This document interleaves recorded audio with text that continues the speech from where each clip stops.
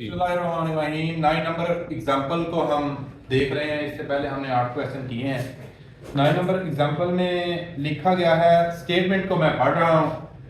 The circuit shown is connected to an AC supply. Circuit आपके सामने दिया गया है, कहते हैं ये एक एसी सप्लाई से कनेक्ट किया गया है। The voltage which is kept constant eight 200 volt. Voltage जो फ्रीक्वेंसी की तब्दीली या दूसरी तब्दीलियों के साथ कहते हैं कांस्टेंट रहते हैं, 200 वोल्ट सप्लाई वोल्टेज इस सर्किट को दिए गए हैं। If the frequency is increase from 50 cycle पर सेकंड टू 100 साइकिल पर सेकंड।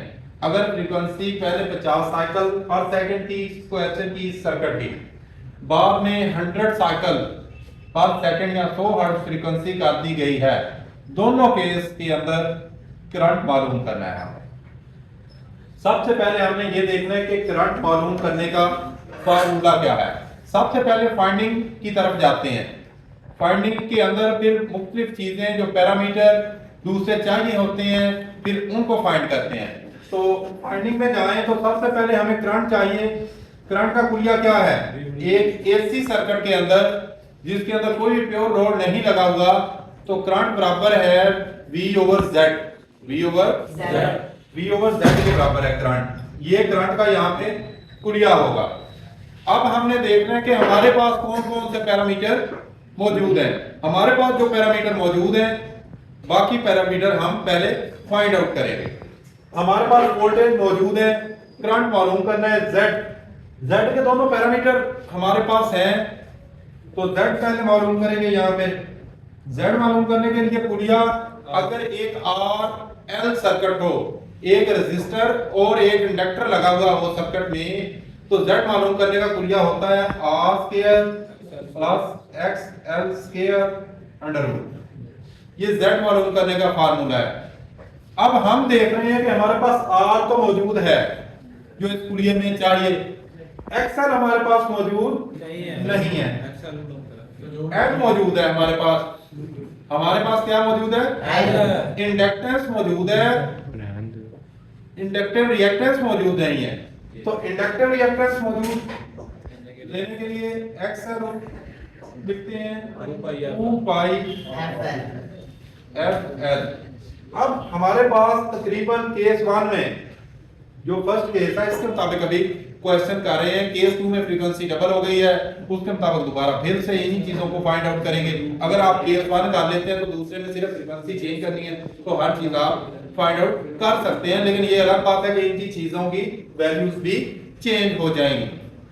तो यहाँ पे हम लिखते हैं 2 पाई की वैल्यू देते हैं 3.14 है, फ्रीक्वेंसी फर्स्ट केस में 50 है, और हमारे पास इंडक्टर की वैल्यू है, इंडक्टेंस की 0.06। इसको हमने सॉल्व कर लेना जी। सॉल्व करें 18.84। और यहाँ पे ये बात याद रखी जाए, ये जो कैपेसिटिव रिएक्टेंस है या इंडक्टिव रिएक्टेंस है, इंपीडेंस हो या रेजिस्टेंस हो, ये सारी मज़ाहमतें हैं, और मज़ाहमतों पे वही कुलिया इस्तेमाल होगा जो ओहम लॉ का फार्मूला के मुताबिक हम यूनिट इस्तेमाल करते हैं। यहाँ पे ओहम ही यूनिट इस्तेमाल होगा, तो इन सब का यूनिट क्या है? ओहम है। अब हमारे पास XL आ गई है। अब Z या इंपीडेंस एसी सर्किट की जो कुल मज़ाहमत होती है उसको फाइंड आउट कर सकते हैं। Z क्या है जी? इंपीडेंस। एसी सर्किट की कुल मज़ाहमत, इसमें रिएक्टेंसेस भी आ जाती हैं, रेजिस्टेंसेस भी आ जाती हैं। उसका हमने वेक्टर साइज ट्रिग्नोमेट्रिक वे में किया था, जिसपे हमने मसला फिसागोरस लगा के ये कुलिया हमने निकाला था। अब इस कुलिया के अंदर इनकी वैल्यू रखते हैं 12 का स्क्वायर प्लस 18.84 स्क्वायर, इन दोनों की जज़र ले लेंगे। ये हमारे पास Z की वैल्यू आ जाएगी। 12 का स्क्वायर अलग कर लें, फिर 18.84 का स्क्वायर करें, ठीक है। इनके स्क्वायर की वैल्यू जो आएंगी उनको जमा करें, फिर उसकी जज़र लेंगे, तो ये हमारे पास आंसर आ गया 22.23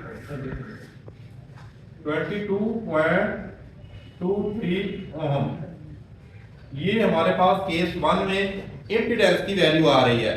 तो अब हम इस कुलिया में इसको लिखते हैं I1 बराबर है B जो कि रिमेन कांस्टेंट है 200 और Z की वैल्यू है 22.23।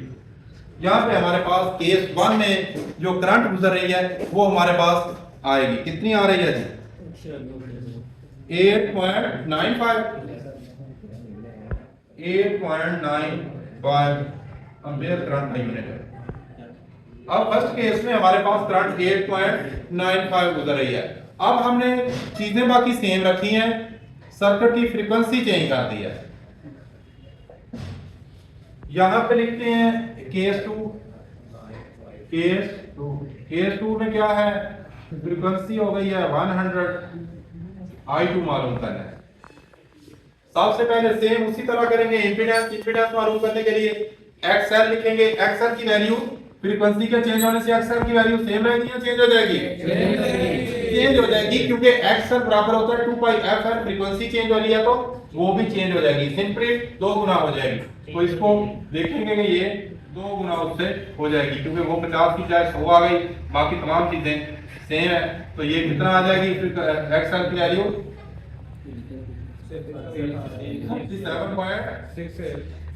37.68 डबल हो गई है XL की वैल्यू। इंडक्टिव रिएक्टेंस डबल हो गई है, बाकी चीजें सेम रहेंगी। तो इंपीडेंस के फार्मूला में इसकी वैल्यू पुट करते हैं इस फार्मूला में। तो यहाँ पे 12 का स्क्वायर प्लस 37.68 स्क्वायर और इसका सूत्र ले लेंगे। हाँ जी, केस 2 में इंपीडेंस की वैल्यू कितनी आ रही है जी? 39.54 अब हमें आएगी। इसी तरह करंट के कुलिया में केस 2 में करंट लिखेंगे 200 डिवाइडेड बाई 39.54। ये कुलिया कहां से आया 200 डिवाइडेड बाई 39.54? जी फैजान आप बताएं, ये कुलिया कहां से आया? कुलिया कहां लिखा हुआ है? ये करंट का हमारा जनरल फार्मूला है। ये क्या है? एसी सर्किट के अंदर टोटल करंट मालूम करने का जनरल फार्मूला है, वो जो लिखा हुआ है पहले हमने प्रूफ भी किया था। तो ये कुलिया हम शुरू में प्रूफ कर चुके हैं जब आरएलसी सर्किट पढ़ा था। तो वैल्यू कितनी आई है? 5.05 केस 2 में करंट आती है। तो इससे क्या साबित होता है कि अगर सर्किट की फ्रीक्वेंसी बढ़ा दी जाए तो लाइनों की करंट क्या हो जाएगी? कम हो जाएगी। लाइनों की करंट कम हो जाएगी, हमें पावर उतनी ही हासिल होगी, सर्किट की परफॉर्मेंस उतनी ही होगी, ठीक है। लेकिन फ्रीक्वेंसी बढ़ाने से लाइनों पे करंट कम खर्च होगी। तो ये हम क्या करते हैं, जब VFDs हम सर्किट में इंडस्ट्री में इस्तेमाल करते हैं, VFDs के ऊपर यही टेक्नोलॉजी इस्तेमाल होती है कि वहां पे हम फ्रीक्वेंसी को VFD लगा के मसनूई तौर पे सिस्टम की कुछ चल रही होती है, हम बढ़ा देते हैं, जिसकी वजह से हमारी मशीनों की कारकर्दगी अच्छी होती है। करंट को हम वहां पे कम इस्तेमाल कर लेते हैं, फ्रीक्वेंसी को बढ़ा लेते हैं, जिससे मशीनों की हमारी एफिशिएंसी बेहतर आती है। चीज़ों की करंट रेटिंग के साथ बहुत सारी चीज़ों का तल्लुक होता है। सर्किट ब्रेकर एम्पीयर रेटिंग के साथ ही तार इस्तेमाल होती है। तो उन सारी चीज़ों की क्या हो जाती है? सेफ्टी हो जाती है, सेविंग हो जाती है, तो वो हमारी बचत हो जाती है। इसी तरह अगर फ्रीक्वेंसी सर्किट की बढ़ाई जाए तो करंट कम हो जाएगा। उम्मीद करता हूँ कि आपको ये न्यूमेरिकल समझ आ गया होगा। फिर भी कोई क्वेश्चन हो तो आप नीचे पूछ सकते हैं।